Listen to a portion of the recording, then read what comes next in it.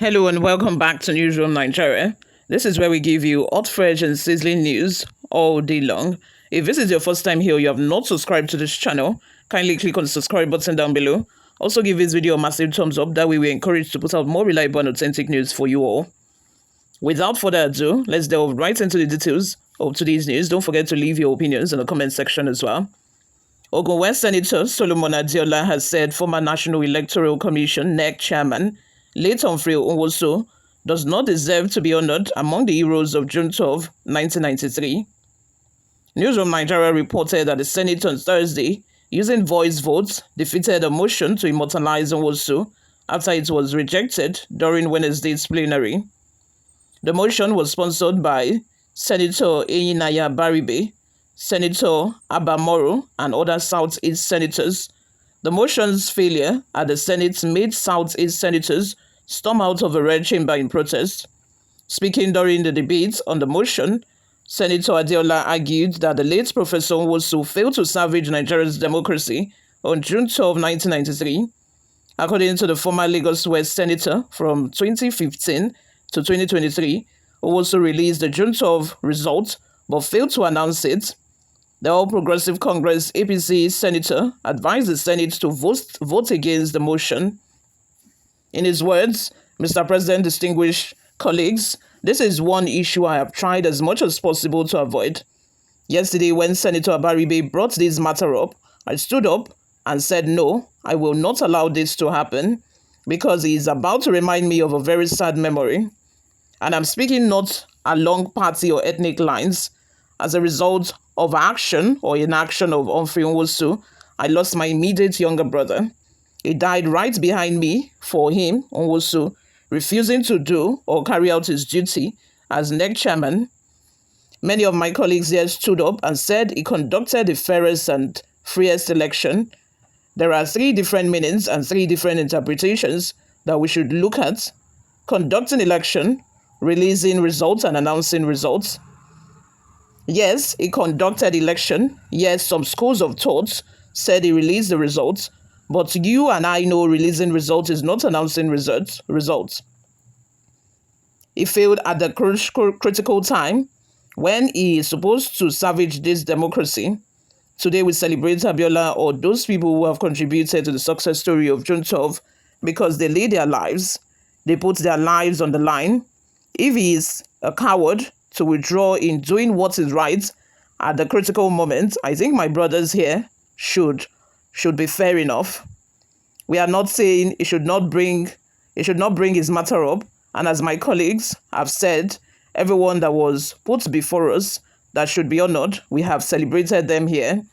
And don't forget, this is the highest lawmaking body of Federal Republic of Nigeria, where we should see ourselves as one and one Nigeria. Professor Humphrey Nwosu, with due respect to him, because he is now late, does not deserve to be immortalized as one of a very few Nigerians that have done the right thing. Let's have your thoughts and opinions in the comments section below. I thought he was going to tell us how his brother died, but he did not mention that. He only said that his immediate younger brother died behind him. Let's have your thoughts and opinions in the comments section, guys. Before we go, let's take a look at some of the reactions we got online. The first comment is from Godwin Okoye, who says, it seems more honorable members' brain has been eaten off by corruption. Olushola Ogunbanjo says, Humphrey Nwosu lost the opportunity to become a hero of democracy by hypocritically shying away from announcing the June 12 presidential elections till today. Ekemeze Chibike says, consign us. What Humphrey did, no other Nigerian INEC will do. Nigeria continue to remain where you are. Marcelo Okechukwu says, but Kashima Uoma Adeola is what? Immortalizing Abi? After losing thousands of souls due to June 12 crisis of 1993, man with Sabi. I am very sure that, I know for sure that a lot of people would take this as an ethnic bias. People would say, oh, it's because it's from the Southeast. That is why they are refusing to immortalize him, because anything from the Southeast, people normally reject. They don't want to give support to. But I think that, like I said in my previous video, I think I see, some sense in this. While I understand the fact that, as the National Electoral Commissioner at that time, he must have been trying to save his head, for his family, to be able to go back to his family members. A lot of people died at that time, and we are talking about a regime that was, a dictatorship one, not this, democracy that we are enjoying of today, that you can go on social media and say whatever you want, and nothing will happen. You can do whatever you please, freedom of speech, nothing will happen. Then, if you do anyhow, you see anyhow. Military officer would go to people's houses and pick them up. Then I remember that, even if you want to criticize the government in your own house, so even if you want to say anything negative about the government in your own house, people will talk in hushed tones, like they will talk quietly. They will talk in hushed tones when they want to discuss politics. Because they say, Ogirileti, you never can tell who would hear and go and tell the authorities that you said so and so against the government, and before you know it, you can get picked up. That's to tell you, the kind of scary atmosphere that they had at that time. People were scared.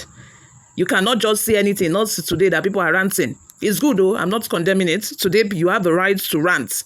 You have a right to say anything against the Nigerian government because there is freedom of speech. What I'm trying to say is that Nwosu is not everybody that have that kind of liver that will see death in the face, that will stare death in the face and will still have the confidence to say that this is what I'm talking about. Like, this is what I'm going to do. It's not everybody that has that courage. Why I think that, because he did not announce the election results, they might not be able to immortalize him fully. But what about the fact that he actually conducted, the freest and fairest election till date? If not because of the annulment, I'm very sure that he would have gone on to announce MKO Adeola without any hindrance, although he announced it before it was annulled later. But what I'm saying is, they should give him some credit. Even if they are not able to immortalize him, at least they should, honor him in a way, to show that, this man actually served. He actually served Nigeria in some capacity and, carried out his service very well. He did what he was supposed to do at the time very well, just that he was not able to, complete it 100%. I think, some credit needs to be given to him in that regard. Another comment is from Olu Adeyemi, who says, Senator Yayi should know that Professor Nwosu cannot do anything. Military are in power then. Exactly what I just finished saying. Moreover, President Babangida mentioned the people behind the election. Now we are celebrating IBB. He should think twice. I'm very sure that these same people that are antagonizing the immortalization bill that Senator Abaribe wanted to pass, these same people would gladly immortalize Ibrahim Babangida because he is a former head of state. They will gladly celebrate him.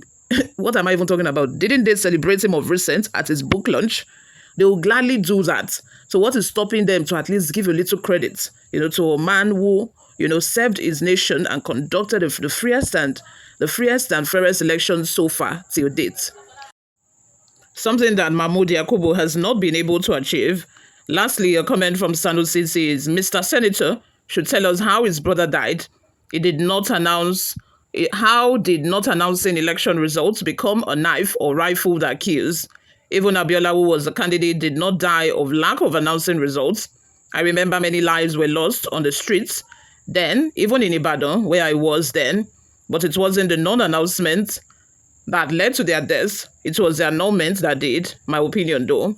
Let's have your thoughts and opinions in the comment section. What do you all think of this? Thank you very much for always listening and watching, guys. I'll see you all in my next video.